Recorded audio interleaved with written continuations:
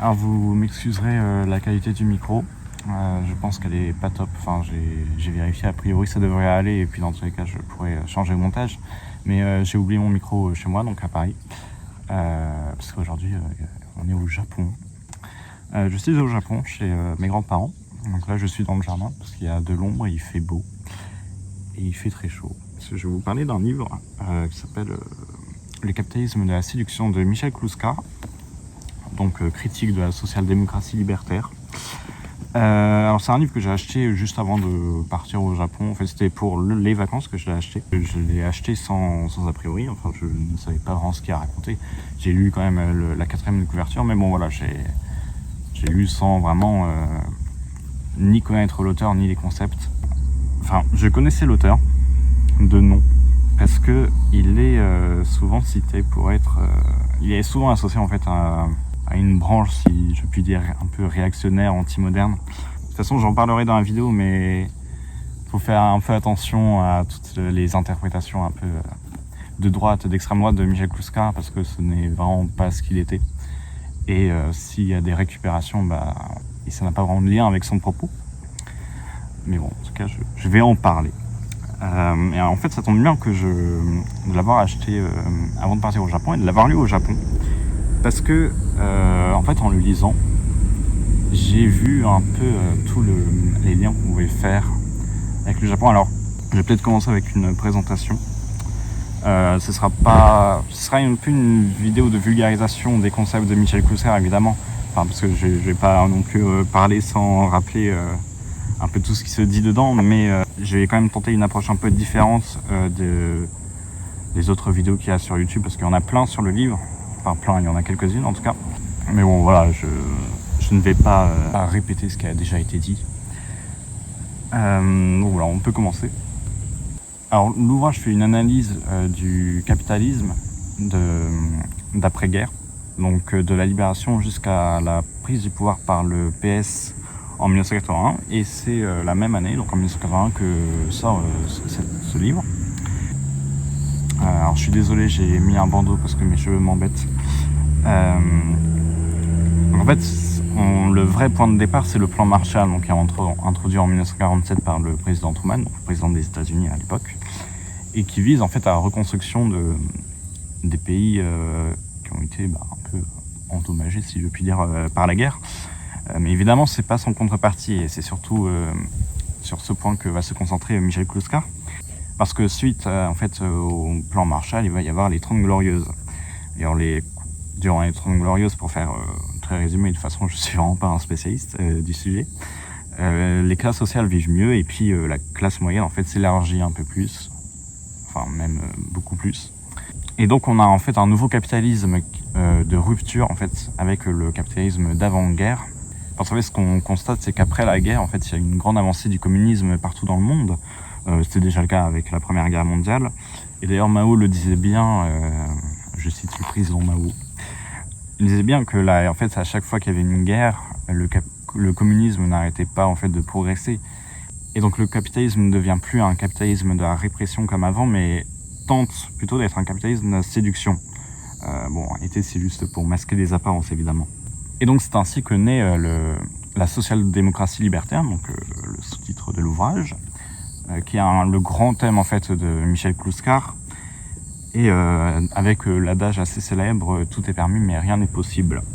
Et en réalité, quand on dit que tout est permis mais rien n'est possible, en fait on vise avant tout les classes populaires, parce que c'est-à-dire qu'en soi, elles peuvent faire plein de choses, elles peuvent consommer tout ce qu'elles veulent, mais elles n'en ont pas forcément les possibilités.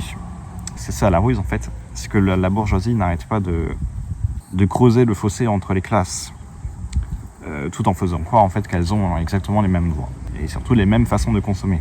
Et c'est pour ça qu'on ne peut pas vraiment parler de société de consommation, étant donné qu'en fait il n'y a qu'une seule classe qui consomme avant tout, c'est la bourgeoisie. Parce qu'en fait les classes populaires, enfin le prolétariat, c'est un peu daté mais vous comprenez, le prolétariat produit plus qu'il ne consomme. Donc en fait, on ne peut pas vraiment parler de société de consommation, ou alors il faudrait parler d'un côté d'une société de consommation, mais aussi d'une société de production, ce qui n'est pas très logique. Et en fait, la bourgeoisie a tout intérêt à faire croire qu'il y a une société de consommation pour diluer en fait les rapports de classe Et donc là, on touche à un gros point en fait, de la philosophie de Kluskar, c'est qu'on va parler de mondanité. Et c'est ce qui permet en fait la distinction entre la bourgeoisie et les classes populaires. Et on en arrive donc à ce que l'auteur appelle le potlatch d'une part de la plus-value. Donc je vais définir en fait les deux mots, enfin les deux termes importants, potlatch et plus-value. Et donc en fait le potlatch, c'est une cérémonie en fait qui a été pratiquée par les autochtones qui longeaient en fait les côtes du Pacifique et qui visait en fait, qui prônait l'ostentation. Et on touche ensuite à un autre point qui est la plus-value. Et la plus-value, alors là, ça va être vraiment la base de la philosophie marxiste. En fait, c'est la différence entre le salaire et le prix du produit. Et donc cette différence, c'est ce qui va dans les poches du capitaliste. Et donc c'est vraiment la base de la distinction entre le travailleur et le capitaliste. C'est une richesse qui est produite avec le surtravail, en fait le travail impayé. C'est-à-dire que le travailleur, quand il va produire une marchandise par exemple, une partie va être dans son salaire et une autre en fait va aller directement dans les poches du capitaliste. Donc c'est-à-dire que, imaginons qu'il n'y ait pas de capitaliste et donc qu'on récupère les moyens de production pas au hasard, eh bien cette plus-value elle ira entièrement aux travailleurs. Et c'est ça qui est très important dans la philosophie marxiste. Alors c'est très résumé, de toute façon je n'ai pas le capital avec moi, je suis désolé. Bon, en vérité, c'est comme pour le potlatch, j'avoue que la plus-value, c'est quand même un concept un peu plus compliqué que ça et que tout ne va pas directement dans les poches du capitaliste. Mais peut-être qu'un jour, je ferai une vidéo un peu plus détaillée sur le sujet. Mais en tout cas, retenez l'essentiel, c'est que c'est en fait la plus-value, c'est la valeur qui est redistribuée aux capitalistes. Voilà. Et donc le potlatch d'une part de la plus-value, en fait, c'est la récupération de cette plus-value qui va être dépensée dans des activités mondaines ou des produits mondains. Et en fait, cette marchandise mondaine, Kluskar l'a définie comme ça. Ces petits usages et objets anodins, d'une insignifiance telle qu'ils sont au-dessus de tout soupçon, sont au commencement du rituel initiatique à la civilisation capitaliste. Les produits en question, ils se scindent en 3 types. Il y a d'abord le ludique, le libidinal et le marginal. Alors le ludique, c'est assez facile à comprendre, en gros, c'est dans le nom. C'est tout ce qui va être un peu assimilé à des jeux. Alors Kluskar, il prend pour exemple le flipper. Bon, c'est un exemple un peu daté, mais qui reste quand même assez parlant. Mais en gros, je sais pas, imaginez au pif, une peluche, un truc un peu enfantin, avec des traits un peu enfantins, voilà, qui rappellent l'enfance, qui coûte super cher et que tout le monde s'arrache. Imaginez. Le second, le libidinal, alors ça va être plutôt associé évidemment à la sexualité. Et de toute façon, je donnerai des exemples un peu plus précis après, parce que là, j'avoue que ça reste un peu flou, et même pour moi, c'était flou quand j'ai lu le livre. Et le dernier, enfin, il est associé à l'aspect subversif de la consommation. Et alors, les premières cibles de Kluskar, là, ce sont avant tout les étudiants de mai 68. Parce qu'en fait, quand il parle de drogue, de pilules, de rock ou de jean, en fait, c'est surtout cette jeunesse-là qu'il a en tête. Parce qu'en fait, ce qu'il dit, c'est que ces étudiants, ils ont beau avoir des revendications, ce n'était pas vraiment des revendications sociales. Il y avait un truc un peu gauchiste, j'utilise le terme de l'époque, hein. C'est comme ça, en fait, qu'on désignait les étudiants de mai 68. Parce qu'en fait, pour eux, fumer de la drogue, par exemple, ou alors avoir une sexualité débridée, c'était un peu subversif, quoi. C'était un peu faire la révolution, au final. Je vais donner des exemples de mondanité. Il y a une partie du livre où, en fait, Kluskar parle du rock. Et il rappelle bien que le rock est issu du jazz. Et le jazz, c'est un genre qui provient donc du prolétariat noir américain. Et donc le rock reprend un peu ce côté un peu subversif, alors qu'il n'est composé en fait que de notes répétitives. Tout comme en fait le mouvement qu'il engendre, à savoir la danse. Bon alors j'avoue que je reste un peu dubitatif. Enfin je veux bien que le rock fasse un peu bobo. Alors le côté un peu conservateur, j'ai un peu du mal à le voir, mais bon, pourquoi pas. Ensuite, il parle du jean, donc le jean qui est à l'origine en fait l'uniforme des travailleurs. Et il dit, Hollywood en a fait un vêtement qui met en valeur les fesses. Et d'ailleurs, hier, pendant que j'écrivais la vidéo, je suis tombé sur un tweet d'une vidéo sur c'est une publicité pour un jean qui mettait en valeur les fesses. Voilà, j'ai pensé à Kluskar. Je ne sais pas si c'est vraiment très pertinent, mais je pense qu'il voulait parler de ça. Et alors, il parle aussi de la moto. Et il fait la différence entre 2 usages de la moto, à savoir le premier qui est le bien d'équipement. Le bien d'équipement, en fait, c'est ce qui va permettre aux travailleurs d'aller au travail. Donc la moto comme moyen de transport pour aller au travail. Mais aussi, il parle de biens de luxe. Et alors là, le bien de luxe, ça sera évidemment pour la bourgeoisie, c'est-à-dire que la moto ne sera pas un moyen d'aller au travail, mais plutôt par exemple de se mettre en valeur ou en tout cas de s'adonner à des activités mondaines. Et c'est ça en fait toute la ruse du système capitaliste. C'est-à-dire que tout est permis mais rien n'est possible. En fait, tout est permis. Un travailleur peut s'acheter une moto et il peut se dire waouh, quel luxe. Aujourd'hui par exemple on pourrait faire un lien avec le téléphone. C'est-à-dire que à l'origine c'était un bien de luxe, mais maintenant c'est aussi devenu un bien d'équipement. En fait, le capitalisme en a fait un besoin si on veut. C'est-à-dire que c'est pas vital, ça ne répond pas à des besoins biologiques, mais aujourd'hui tout le monde a un téléphone parce qu'on a créé ce besoin. Mais bon, là aussi on peut faire plein de distinctions entre le bien d'équipement et le bien de luxe avec le téléphone. Et alors, dernier exemple que j'ai relevé, en fait il donne plein d'exemples, mais j'en retiens que quelques-uns parce que sinon ça va être un peu trop long. Il parle de la pilule. C'est-à-dire que la pilule est devenue illégale, mais d'un côté elle est aussi subversive. C'est-à-dire qu'elle a beau être disponible à tous dans la loi, il y a quand même un truc un peu subversif de dire bon bah j'ai une sexualité débridée, voilà quoi, ça y va. Et donc au sujet de la pilule, Kluskar il dit qu'en fait elle a beau être légale, c'est-à-dire qu'elle est accessible à tous dans la loi, mais pourtant elle est bien détournée pour que les personnes qui en ont le plus besoin n'y aient pas accès. Et alors bon, on pourrait se dire, si les plus pauvres n'y ont pas accès, est-ce que ce serait pas pour créer un peu de la main d'œuvre ? Bon, moi je ne sais pas. Probablement, en vrai, je pense qu'il y a un lien, mais bon, je n'ai pas non plus les données, je n'ai pas fait les recherches pour. Voilà, je donne juste l'idée comme ça, la proposition, l'hypothèse. Et donc je vais vous lire un passage de Kluskar à ce sujet. Tel est le fonctionnement idéologique, le passage de l'universalité de la loi à son usage de classe. 1. Les forces de progrès imposent une loi révolutionnaire de portée universelle. Première récupération de la bourgeoisie. Justifier son pouvoir de classe par la loi progressiste. La droite par le truchement de...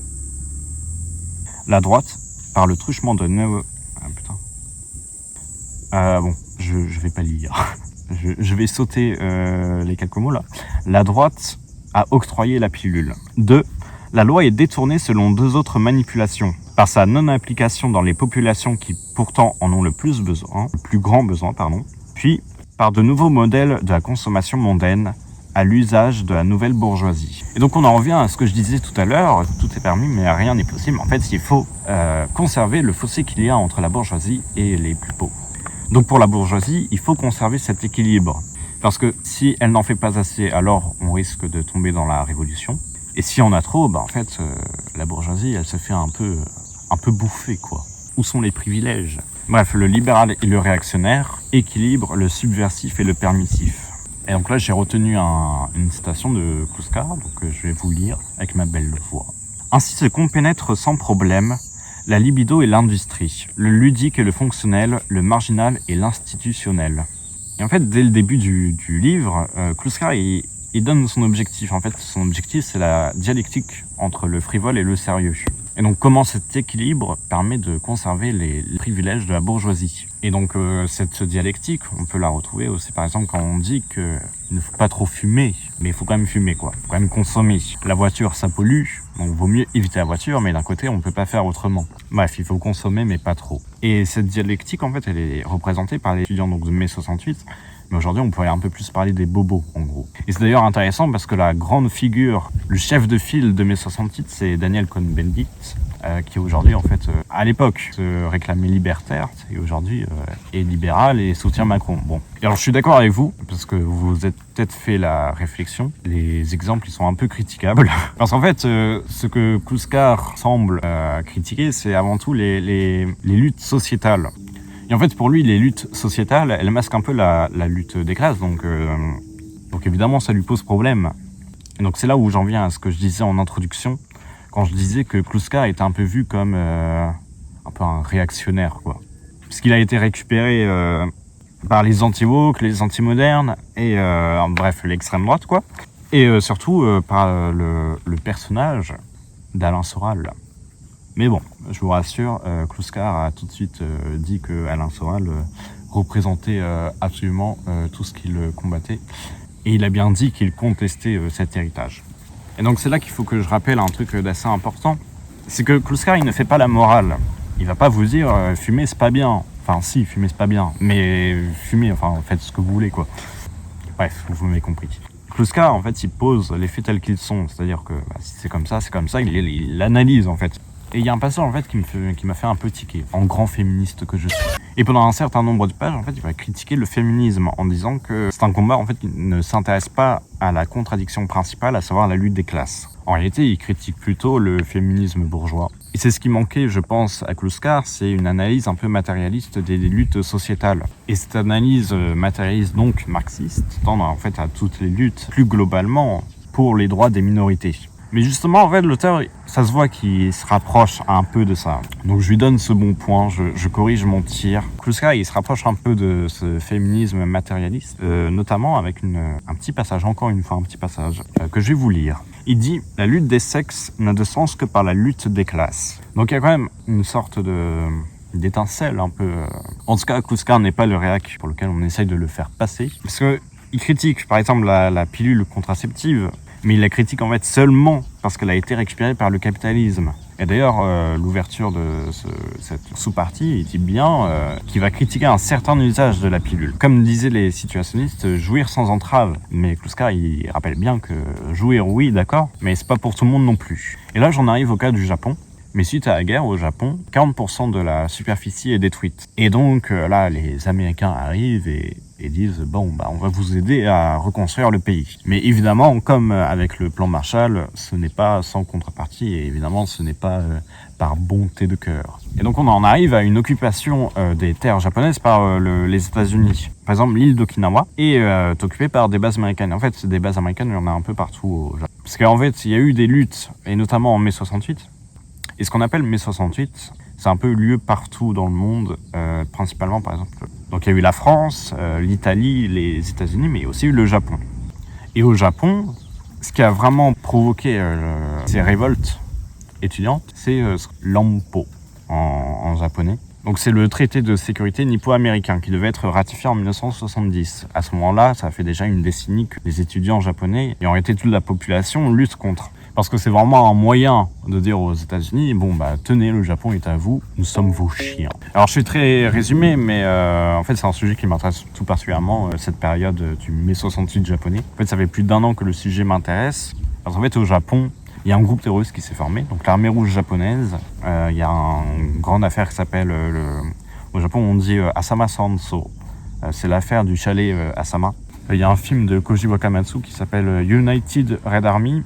Donc c'était le nom de cette branche de l'armée rouge japonaise et donc qui est à l'origine de l'affaire, donc du chalet Asama. Et c'est l'événement qui a comptabilisé le plus de spectateurs à la télévision. Voilà, c'est-à-dire que quand cette affaire a été couverte par les médias, je crois que c'était proche des 90% des auditeurs qui étaient en train de suivre l'affaire en direct. Voilà, c'est un record au Japon. Et ça a révélé en fait des horreurs qui s'étaient produites au sein de l'organisation,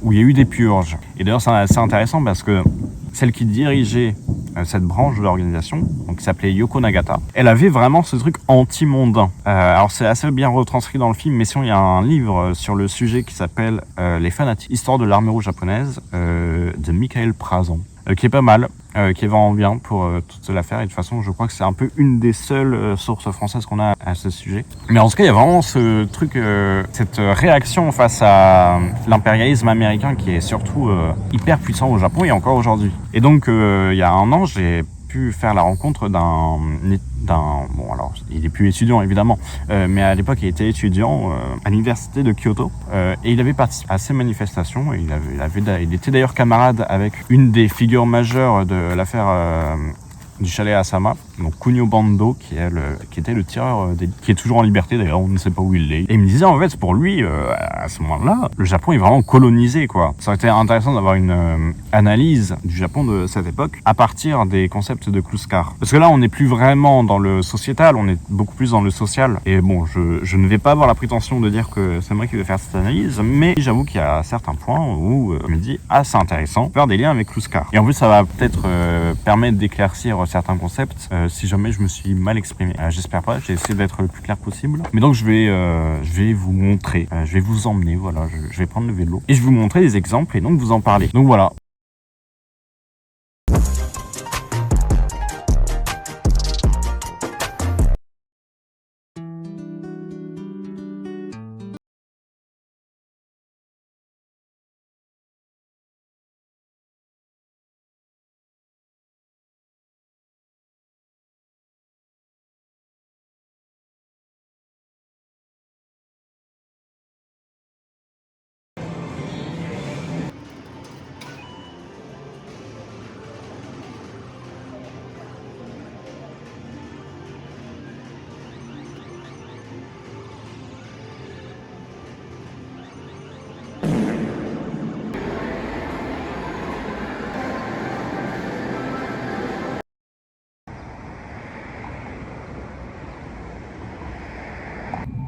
Ok, alors là je viens de faire une petite pause. Je suis passé au Combini pour acheter 3 petits trucs à manger.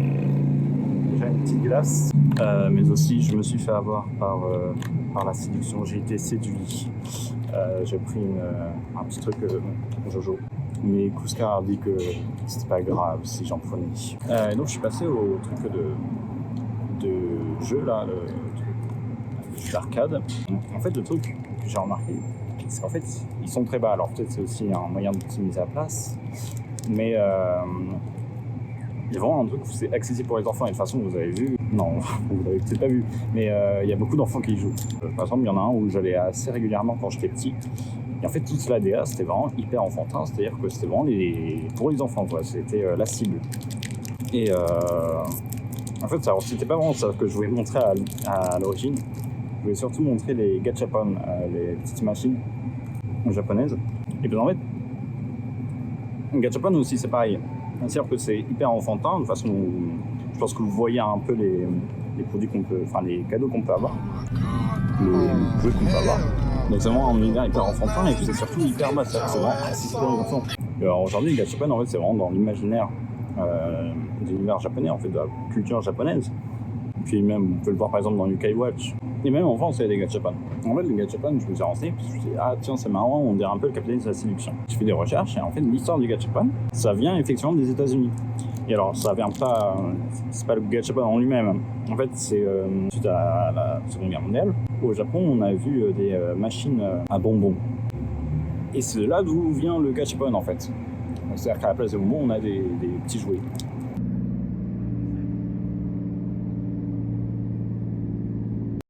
Alors aujourd'hui, c'est le jour de feu d'artifice. Donc il y a beaucoup de personnes en tenue traditionnelle. Alors l'origine, je devais faire une présentation d'objets. Mais alors il se trouve, là ça va être compliqué parce que je suis dans le noir. Donc j'ai plutôt faire ça en intérieur, ou en tout cas avec une lumière. Et voilà.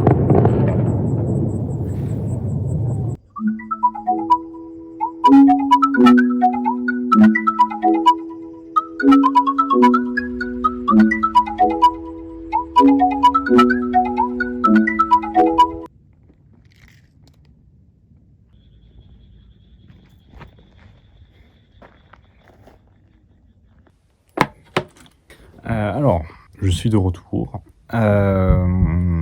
Donc vous entendez peut-être encore un peu en fond, le feu d'artifice n'est toujours pas terminé. Mais c'est pas grave. Donc oui, je m'étais arrêté au Combini au sujet des gachapon. En fait, le truc des gachapon, c'est que vraiment, on peut avoir tout type de jouets, de gadgets. Donc il y a l'aspect ludique. Et j'avoue que moi, ça m'arrive de me faire avoir et d'en prendre. Par exemple, à Osaka, j'ai trouvé un gachapon avec des photos d'inconnus.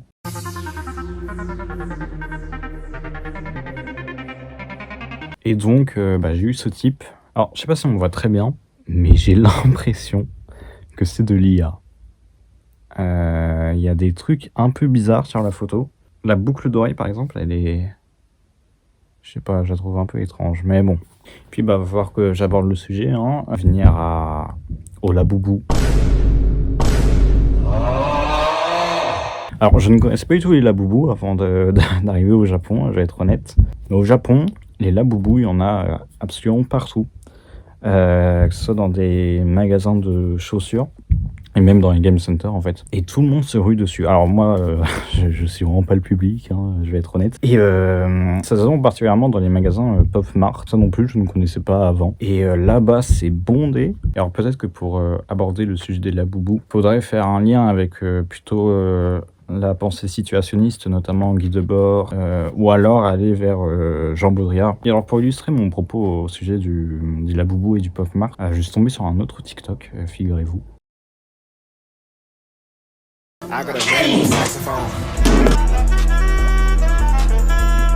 Mais en fait, on peut trouver un lien entre Guy Debord, Kouskar et Baudrillard. C'est au sujet du concept de fétichisme de la marchandise. Donc ça, c'est un concept de Marx. Et Kluskar, en fait, il explique quand il parle de ludique, parce que le ludique, il permet surtout aux jeunes de rester ignorants quant au système de production. Et donc, il y a vraiment cet éloignement entre le produit, enfin, entre le consommateur et le producteur. Et c'est tout le propos de la société du spectacle de Guy Debord, ou même de la société de consommation de Champbaudrillard. Et donc, c'est ça, en fait, le fétichisme de la marchandise. C'est comment la marchandise invisibilise le producteur. Et alors, pour revenir sur les jeux à pince, avec les Labubu, un type de jeu à pince au Japon. Mais en réalité, je pense qu'autre part aussi, hein, c'est pas exclusif au Japon. Vous avez donc une boîte, capsule de gacha, dans laquelle se trouve une clé. Cette clé, elle est numérotée, et le numéro correspond à une boîte qu'il faut ouvrir avec la clé. Donc c'est-à-dire que si vous attrapez la boule, je sais pas, avec le numéro 7, bah vous avez la clé numéro 7 pour ouvrir la boîte numéro 7 et avoir un cadeau.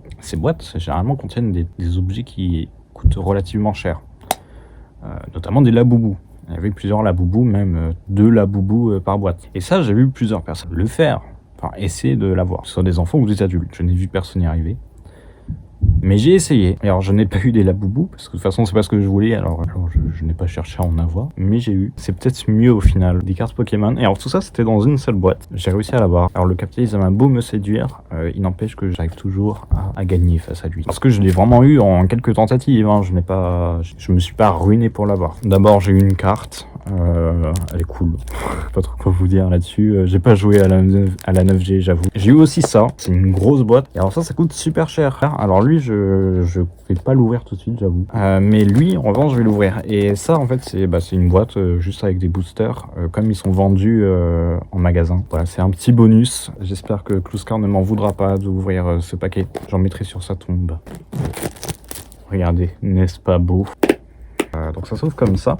Et voilà, donc quand vous êtes en magasin, les cartes sont présentées comme ça. Donc voilà, au final, en fait, vous avez 30 paquets de cartes dans une boîte, à peu près, si je n'ai pas mal compté.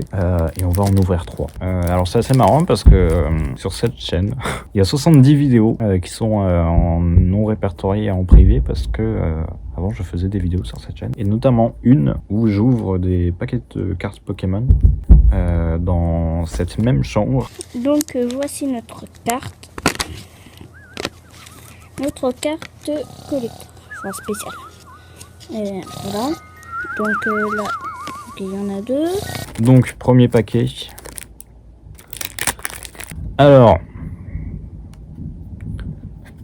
on commence par ce Pokémon, j'ai oublié son nom. Un Solourdo, Limaspide. Et enfin, Smogogo. Second paquet. Zorua. Ce Pokémon, alors, comme je n'ai pas joué à la 9G, je ne connais absolument pas ce Pokémon ni son nom. Là, c'est écrit Kaiden. J'ai oublié. Voltorb ou... Non, Voltorb, c'est sa sous-évolution. Et ce truc. J'espère que le 3e booster sera un peu plus intéressant. Et alors, il y a un sujet dont je n'ai pas trop parlé, j'avoue. Par exemple, hier, je suis tombé sur un TikTok. Et en fait, ça a parlé des jeans de travail japonais, qui sont assez amples. En fait, j'avais déjà noté ça pour la vidéo. Et alors, dans ces vidéos, en fait, c'était comment porter le jean de travail donc japonais, mais dans la vie de tous les jours. Comment l'adapter, en fait, à la vie de tous les jours. Et c'est un phénomène dont j'avais déjà entendu parler. Donc évidemment, le parallèle il est assez facile à faire. Évidemment, on fait penser au jean de l'ouvrier. 3e paquet. Et chez Kluskar, il parle de mode et de démode. C'est-à-dire que par exemple le jean, à l'origine c'était une mode. Enfin, je veux dire, il est arrivé, c'est devenu une mode.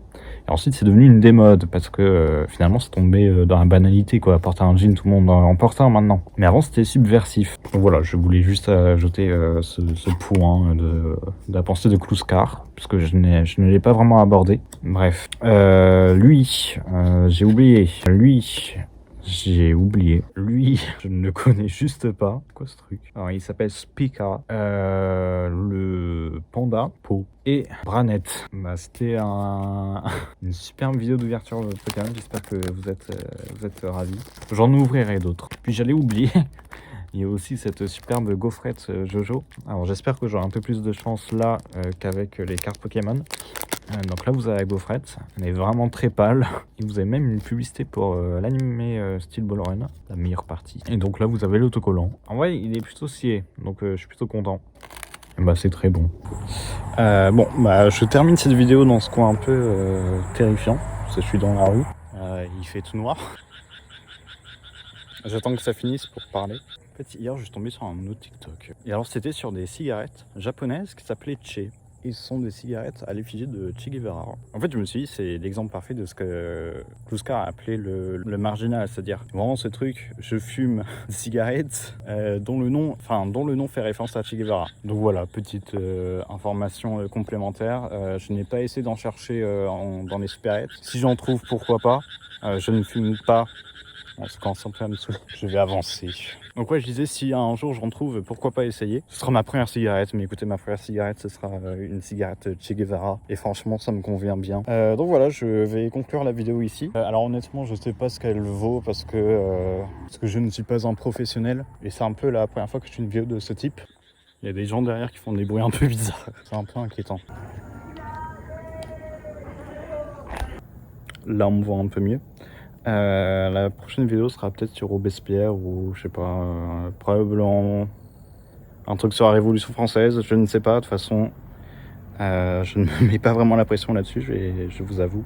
Puis bah voilà, bonne journée, bonne soirée.